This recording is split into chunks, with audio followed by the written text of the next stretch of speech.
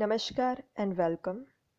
I am Dhruvika Kanabar from Shri A.K. Doshi Mahila College, Jamnagar, presenting the lecture of Business Organization and Management, વાણિજ્ય વ્યવસ્થા અને સંચાલન, first year BCom semester 1 unit 4 chapter 4 organising વ્યવસ્થાતંત્ર, જેમાં આપણે વ્યવસ્થાતંત્રનો અર્થ, વ્યાખ્યા, આદર્શ વ્યવસ્થાતંત્રના લક્ષણો, આદર્શ વ્યવસ્થાતંત્રની રચના માટેના માર્ગદર્શક સિદ્ધાંતો અને વ્યવસ્થાતંત્રની રચનાના તબક્કાઓ વિશે ચર્ચા કરી. અને હવે આપણે આ સેશનમાં ડિસ્કસ કરીશું વ્યવસ્થાતંત્રનું મહત્વ, ફાયદાઓ, importance and benefits of organisation. સંચાલનનું એક અગત્યનું કામ એટલે વ્યવસ્થાતંત્રની રચના, કારણ કે ધ્યેય સિદ્ધિ તરફ સંચાલને કામગીરી કરવાની છે. અને જ્યારે ધ્યેય સિદ્ધ તમારે કોઈ કરવું હોય, એ પણ ટીમ એફોર્ટ્સ દ્વારા લોકોએ સાથે મળીને ધ્યેય સિદ્ધિ કરવાની હોય, ત્યારે વ્યવસ્થાતંત્ર ખૂબ અગત્યની બાબત છે. કારણ કે નિશ્ચિત સમય મર્યાદામાં, નિશ્ચિત સાધનોમાં, નિશ્ચિત લોકો દ્વારા આ ધ્યેય સિદ્ધિના પ્રયત્ન કરવાના હોય, ત્યારે અગર વ્યવસ્થાતંત્ર રચવામાં આવેલું હોય તો આ કામ જે છે એ કાર્યક્ષમ રીતે અને સરળતાથી પૂરું કરી શકાય છે. વ્યવસ્થાતંત્રની મહત્વની જો આપણે વાત કરીએ,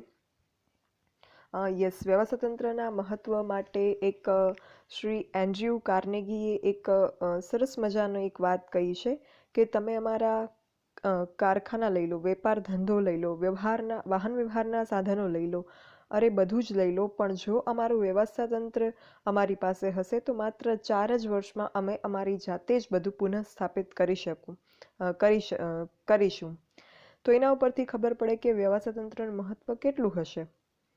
કારણ કે વ્યવસ્થાતંત્ર એટલે શું? તો જીવતા જાગતા મનુષ્ય, લાઈવ હ્યુમન ટેલેન્ટ, કે જે બાકીના જે નિર્જીવ સાધનો છે એને ડિરેક્ટ કરી અને ઉત્પાદનનું કામ કરે છે, અથવા તો કંપની કે પેઢી ચલાવવાનું કામ કરે છે. So it is at the central point of any business organisation. વ્યવસ્થાતંત્રના ફાયદાના મુદ્દાઓની જો વાત કરીએ તો પહેલું, વહીવટી સરળતા, એડમિનિસ્ટ્રેટિવ ઇઝીનેસ. કાર્ય વિભાજન અને સત્તા, જવાબદારી અને વિભાગીય સંબંધોની સ્પષ્ટતાના લીધે કાર્ય જે છે એ સરળતાથી થઈ શકે. એડમિનિસ્ટ્રેટિવ વર્ક જે છે ઇઝી થઈ જાય, કારણ કે કોણે કયું કામ કરવાનું છે, કોની પાસે કેટલી સત્તા છે, જવાબદારી છે, કોણ કોને જવાબદાર છે, કોનું કોના પ્રત્યે ઉત્તરદાયિત્વ છે, કોણ કોની દેખરેખ રાખશે, સુપરવાઇઝ કરશે, આ બધું જ ક્લિયર છે. So that is why there is no scope of disputes or anything. અહીંયા વિસંવાદિતતા કે ઘર્ષણને કોઈ અવકાશ નથી. એના પછી વિશિષ્ટીકરણના લાભ, બેનિફિટ્સ ઓફ સ્પેશિયલાઇઝેશન. આ પોઈન્ટ આપણે અગાઉ આવી ગયો છે કે કઈ રીતે વ્યવસ્થાતંત્ર દ્વારા યોગ્ય લાયકાત ધરાવતા કર્મચારીને એમના જ્ઞાન અને અનુભવના આધારે કામની સોંપણી થાય છે કે જેથી એમના નિષ્ણાંત જ્ઞાનનો લાભ મળી શકે.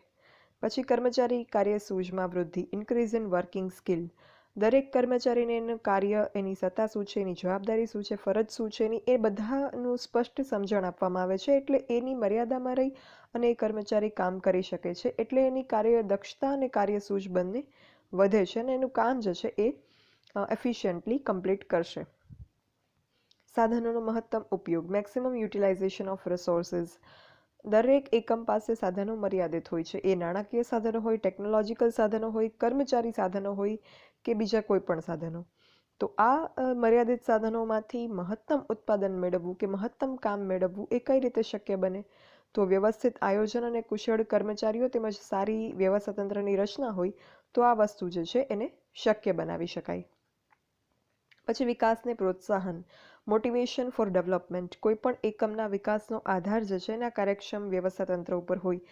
એનું વ્યવસ્થાતંત્ર એટલે કે કર્મચારીઓ અને કર્મચારીઓ વચ્ચે કામની વહેંચણી એ અગર ફૂલ પ્રૂફ હશે, બહુ સરસ રીતે કરવામાં આવેલું હશે, તો કાર્યદક્ષ જે છે એ કાર્યદક્ષતા વધારી શકાશે અને નફો પણ વધશે. અને નફો વધે એની સાથે સાથે એકમ જે છે એનો વિસ્તાર થઈ શકે છે અને એ વિકાસ પામે છે.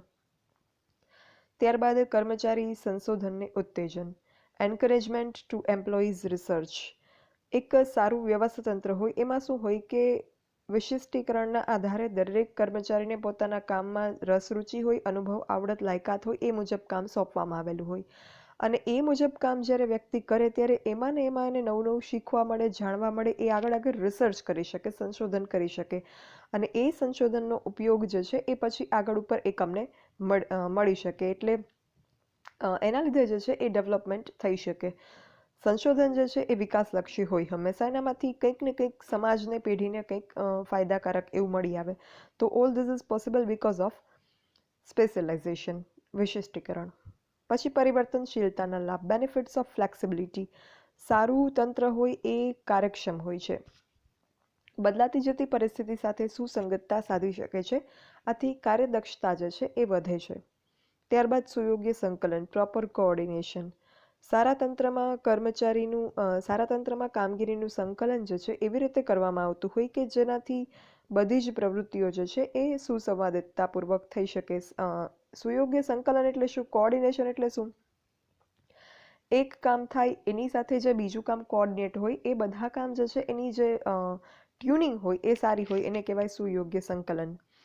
અગર માર્કેટિંગ ડિપાર્ટમેન્ટ જે છે એના દ્વારા ડિસ્ટ્રીબ્યુશન ચેનલ એટલે કે માલ મોકલવાની ચેનલની શરૂઆત કાલથી કરવાની છે, તો ઉત્પાદન વિભાગ દ્વારા 2 દિવસ અગાઉ જ માલ તૈયાર કરીને એને સોંપી દેવામાં આવે, એને કહેવાય સુયોગ્ય સંકલન.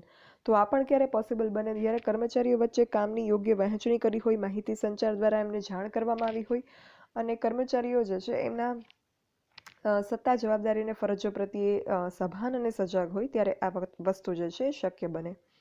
ત્યારબાદ તાલીમની વ્યવસ્થા, ટ્રેનિંગ અરેન્જમેન્ટ. સારા વ્યવસ્થા તંત્રમાં તાલીમ દ્વારા કાર્યદક્ષ કર્મચારીગણ જે છે મેળવી શકાય અને એક ટ્રેન્ડ એમ્પ્લોયી ગ્રુપ જે છે એ અગર હશે તો મેનેજમેન્ટની ઘણી ખરી રિસ્પોન્સિબિલિટીઝ હળવી થઈ જશે અને એના થકી જે છે એ મેનેજમેન્ટ લેવલે અગત્યની બાબતો હશે એના ઉપર ફોકસ કરી શકાશે, કારણ કે ટ્રેન્ડ એમ્પ્લોઈઝ જે છે બાકીનું બધું જ સંભાળી લેશે. ત્યારબાદ આર્થિક કરકસર કરી નફો વધારે છે, ઇન્ક્રીઝિસ પ્રોફિટ બાય ઇકોનોમાઇઝિંગ. સારું વ્યવસ્થા તંત્ર જે છે એમાં સમય, શક્તિ અને નાણાંનો બચાવ કરવાના પ્રયત્ન કરવામાં આવે છે અને સારા પરિણામો મેળવવાના એની સાથોસાથ પ્રયત્ન થાય છે કે જેના લીધે સાહસ ઔદ્યોગિક એકમ હોય એના નફામાં વધારો થાય છે અને બગાડ જે છે એ ઓછો થાય છે અથવા તો અટકાવી શકાય છે. તો આ રીતે આર્થિક કરકસર દ્વારા જે છે નફો વધારવાનો પ્રયત્ન કરવામાં આવે છે. By economising profit can be increased.